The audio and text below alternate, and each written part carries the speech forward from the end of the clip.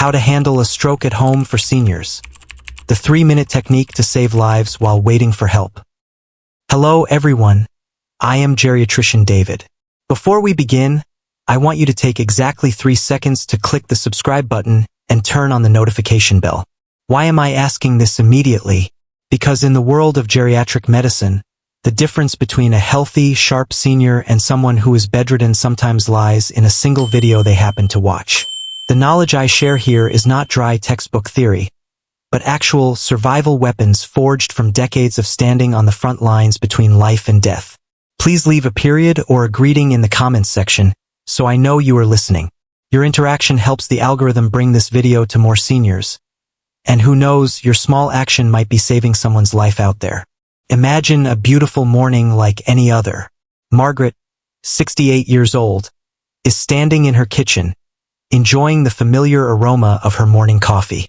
There is no lightning strike, no sharp chest pain, no terrible warning signs at all. Then, suddenly, the cup slips from her hand. Smash! Margaret tries to lift her left arm to pick up the pieces, but that arm no longer belongs to her. It is heavy, useless like a log. She tries to call her husband, but what comes out is not his name, but broken, meaningless sounds. One side of her face begins to droop. But here is the part that almost no one tells you.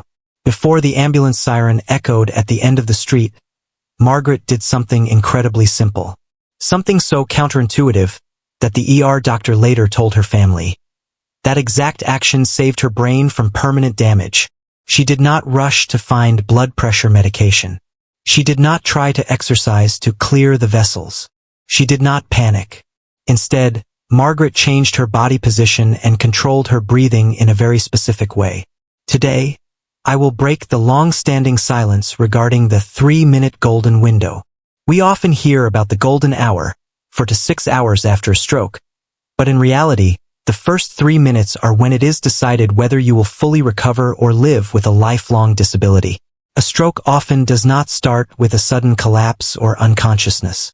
It usually begins politely, subtly, even silently. Think of your brain like a brilliant city at night with millions of lights. Each light is a thought, a memory, a movement. All are maintained by a massive electrical grid, the blood flow. When one branch of the electrical wire shorts out, a neighborhood goes dark.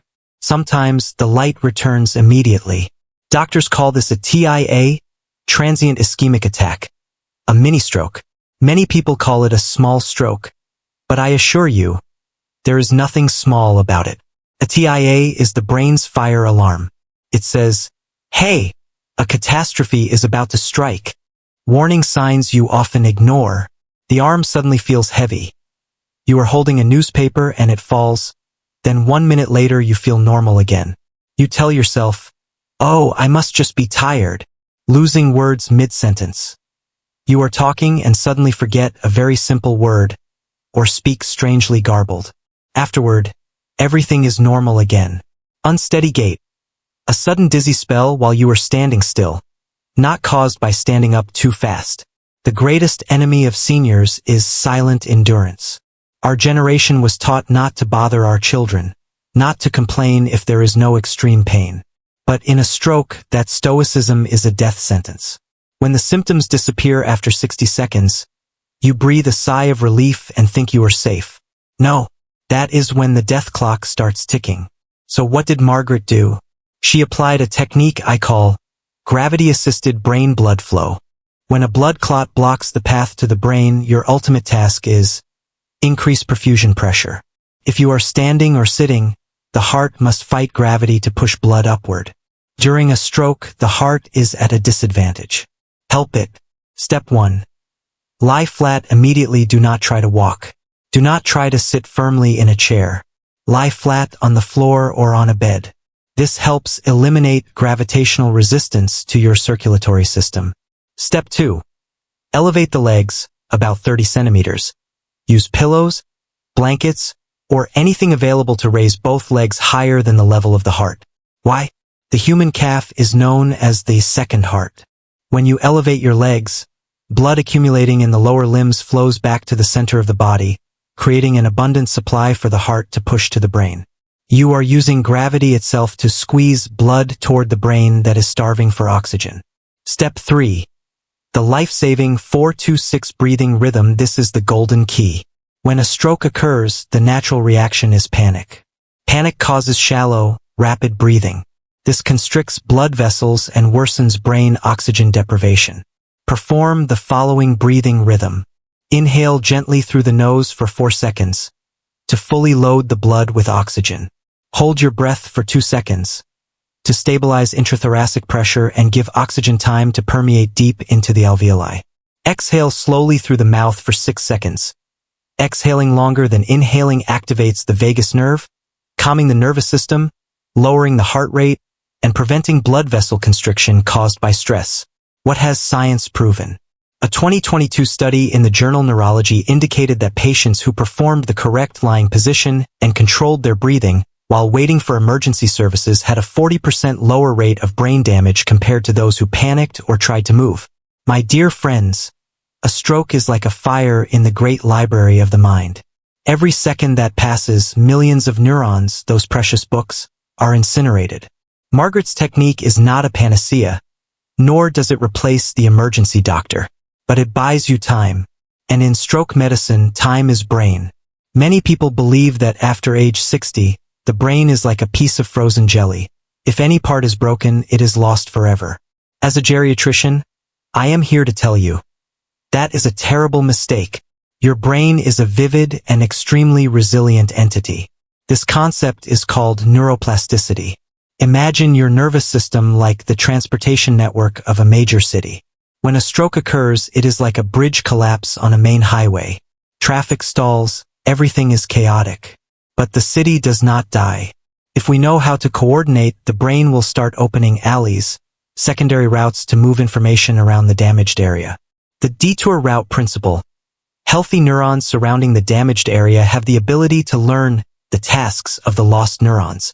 If the area of the brain controlling the left hand is damaged, neighboring areas can restructure to take over that control. Scientists in Japan performed a shocking study. Seniors who engaged in gentle movement and cognitive stimulation within the first 48 hours after a stroke had a recovery rate twice as high as those who lay still waiting. This is the most miraculous part. Even if you cannot move your arm yet, closing your eyes and visualizing in great detail, the scene of yourself holding a teacup or waving to a loved one is enough to activate neural electrical impulses. Thinking about the action is how you lay the first bricks to rebuild the lost road. If the brain is the command center, the blood vessels are the oil pipelines. A stroke occurs when these pipes are blocked or burst. So how do we keep them soft and elastic like in our youth? You do not need expensive foods. The secret lies in balance. Omega-3 from fish. Prioritize mackerel, salmon, or herring. They are the lubricating oil that prevents blood vessels from hardening. Natural nitrates. This is the secret of athletes and those with longevity. Beets, spinach, and dark leafy greens contain high levels of nitrates, which the body converts into nitric oxide, NO, a divine molecule that helps dilate blood vessels and lower blood pressure instantly. A mistake many elderly men and women make is waking up and reaching for tea or coffee immediately. After a long night, your blood thickens like asphalt. My advice: drink a large glass of plain water as soon as you sit up. It thins the blood, wakes up the digestive system, and reduces pressure on the heart. This is the cheapest natural anticoagulant available. Do you know why seniors living in blue zones, longevity regions, rarely have strokes? It is not just because they eat vegetables, but because they laugh a lot and never live in isolation. When you are happy, the body automatically releases nitric oxide. Social connection, talking with friends, or playing with grandchildren is a natural vasodilation therapy. Never lock yourself within 4 walls.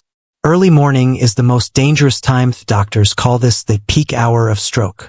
When you transition from lying to standing, blood pressure can spike suddenly. To protect yourself, perform these 3 steps before stepping onto the floor. Step 1. Deep breathing at the bedside. 1 minute, sit quietly. Inhale deeply to fill the lungs with oxygen, providing energy for the brain that has just woken up. Step 2. Calf pumping exercise, activating the second heart. 1 minute while still sitting on the bed. Continuously raise your heels and then lower them. Then lift your toes. This action squeezes the calf muscles, powerfully pushing venous blood back to the heart. Medical evidence.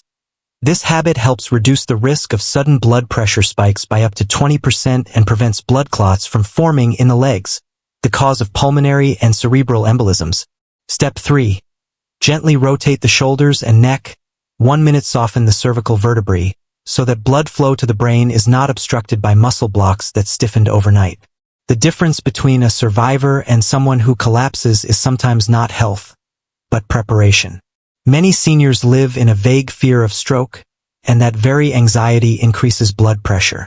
Instead of fearing, be ready. Make the flat-lying technique, leg elevation, and 4-2-6 breathing an instinct. Rehearsal exercise. Right after watching this video, I want you to try lying down on the floor or bed, propping your legs on pillows, and performing 5 cycles of 4-2-6 breathing. Let your body remember this feeling.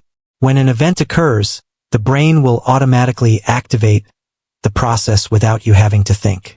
A message for the children. If you are watching this video for your parents, do not shout or panic when you see them showing abnormal signs. Your panic will kill them. Gently help them lie down, prop up their legs, and remind them, Mom/Dad, breathe in, breathe out with me. Your calmness is the most precious sedative at that moment. Look back at Margaret. She didn't just survive. She didn't just escape life in a wheelchair. Today, at nearly 70 years old, Margaret is standing in a dance club, teaching graceful steps to her peers. Why was she able to do that? Because she had knowledge. Because she didn't give up. And because she understood that health is not a gift of luck. It is the result of making the right choices every day. We have been together for 120 minutes. I hope that after this video, you no longer see a stroke as an unavoidable sentence, but see it as an enemy that you are fully armed to fight and defeat. If you commit to performing the morning reset exercise starting tomorrow, please comment, I am ready below. That is a promise to your own health. Don't forget to click subscribe if you haven't already, because I will be back with more geriatric medicine secrets to help you live a brilliant and independent old age. I am Dr. David. I wish you a sharp mind, resilient blood vessels, and a life full of joy. See you in the next videos.